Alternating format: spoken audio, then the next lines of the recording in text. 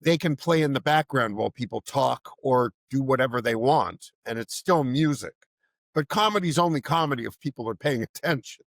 It requires an audience element, or it's just a guy talking and there's nothing to it.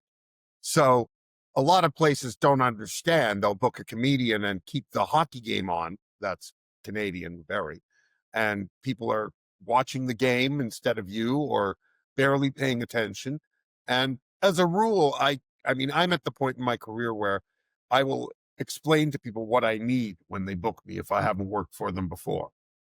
I'll say I need, attention, I need lights, I need sound, I need, media turned off, that kind of thing. And if they say, "Oh no, we're going to keep the game on," then I don't take the job. I mean, that's easy enough. You But I have had the experience in the past of insanity going on. I've been in places where you're in a small room and the next room over is having an enormous dance party and the music is just thumping through the wall while you're trying to do a show.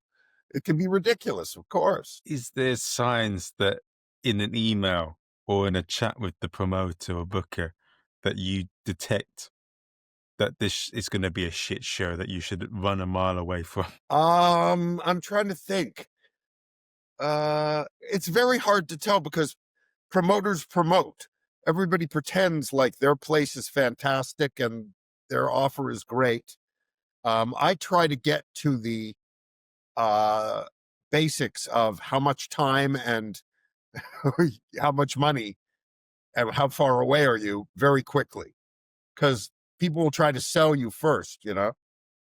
Are you available on this day is the first question, and I'll say, I think so. Yes. What's going on? And then they'll say, because we got a great show, blah, blah, blah. And I say, okay, well, how much time and how much money?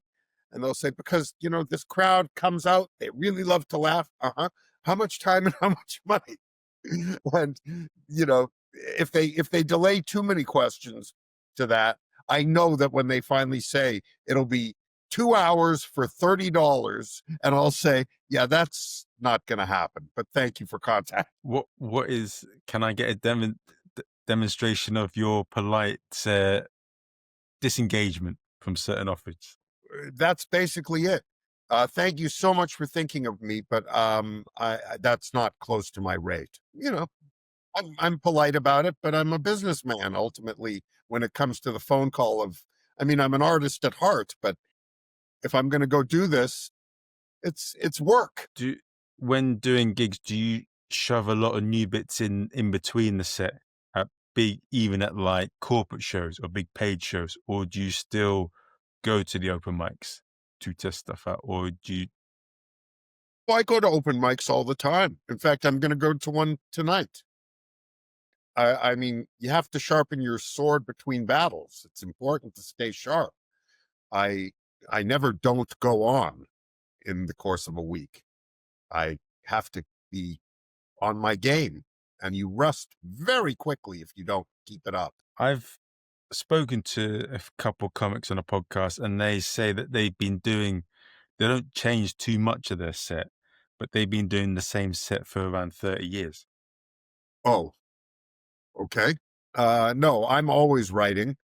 I'm always coming up with stuff. I don't sit and write. It comes to me all the time. I liken it, though, to the cells in your body, which apparently are completely switched every 7 years. But it's not like you fall into a pile of dust and then come back up as a new you. It's a gradual sloughing process. This is how the act develops.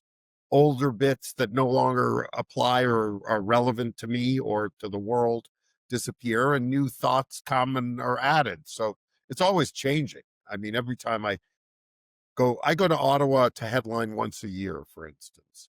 And every time they always say, "Oh my God, so much new stuff." I'm barely aware that it's happening.